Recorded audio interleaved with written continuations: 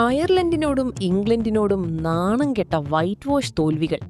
സിംബാബ്വേയെ തോൽപ്പിച്ചെങ്കിലും അഭിമാനിക്കാൻ ഒന്നുമില്ലാത്ത പ്രകടനങ്ങൾ. സൂര്യകുമാർ യാദവിന് ശേഷം ശ്രേയസ് അയ്യർ നായകനായതോടെ ഇന്ത്യൻ T20 ടീം തകർന്നടിയുകയാണോ? നിലവിലെ T20 ലോകകപ്പ് ജേതാക്കളായ ഇന്ത്യയ്ക്ക് സമീപകാലത്തായി നേരിട്ട ഈ തിരിച്ചടികൾ ആരാധകരെ കടുത്ത നിരാശയിലാക്കിയിരിക്കുകയാണ്. ഒരേ സമയം 2-3 ലോകോത്തര ടീമുകളെ ഇറക്കാൻ ശേഷിയുള്ള ഇന്ത്യ ശ്രേയസ് അയ്യർക്ക് കീഴിൽ മുന്നോട്ടു പോയാൽ 2028 T20 ലോകകപ്പ് ഉയർത്തുക അസാധ്യമായിരിക്കും. ഇന്ത്യൻ ക്രിക്കറ്റിന് ഇനി വേണ്ടത് ഒരു വമ്പൻ അഴിച്ചുപണിയാണ്.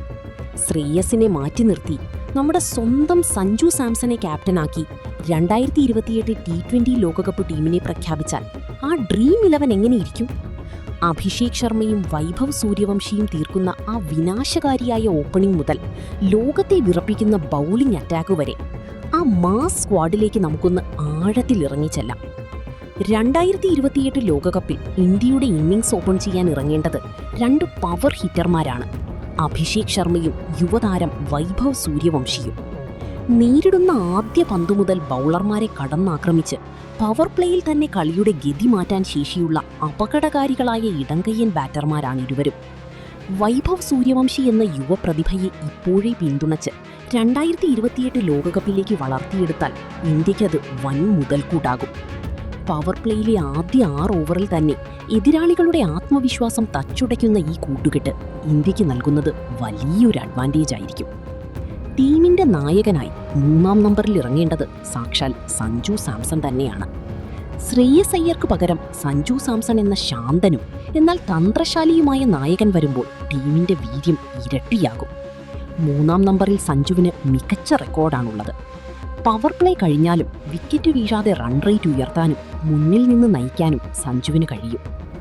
ഇനി 4-ാം നമ്പറിലേക്ക് വന്നാൽ നിലവിൽ 3-ാം നമ്പറിൽ കളിക്കുന്ന ഇഷാൻ കിഷനെ 4-ാം നമ്പറിലേക്ക് മാറ്റി കളിപ്പിക്കാം.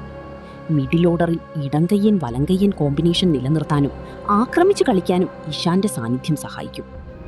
5-ാം നമ്പറിൽ സീനിയർ പേസ് ഓൾറൗണ്ടറായി ഹാർദിക് പാണ്ഡ്യ തന്റെ സ്ഥാനം ഉറപ്പിക്കും.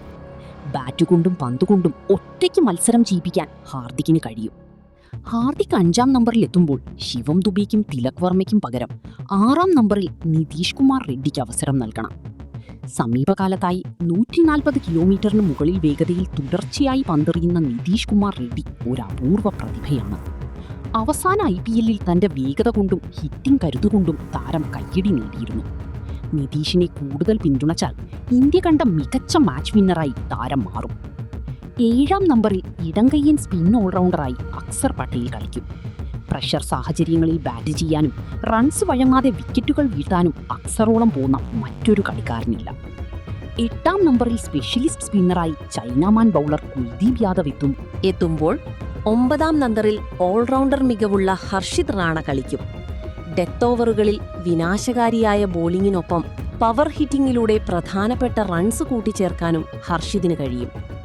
സ്പെഷ്യലിസ്റ്റ് പേസർമാരായി സാക്ഷാൽ ജസ്പ്രീത് ബുംറയും അർഷദീപ് സിംഗും എത്തുന്നതോടെ ലോകത്തിലെ തന്നെ ഏറ്റവും മാരകമായ ബൗളിംഗ് ലൈനപ്പായി ഇന്ത്യയുടേത് മാറും.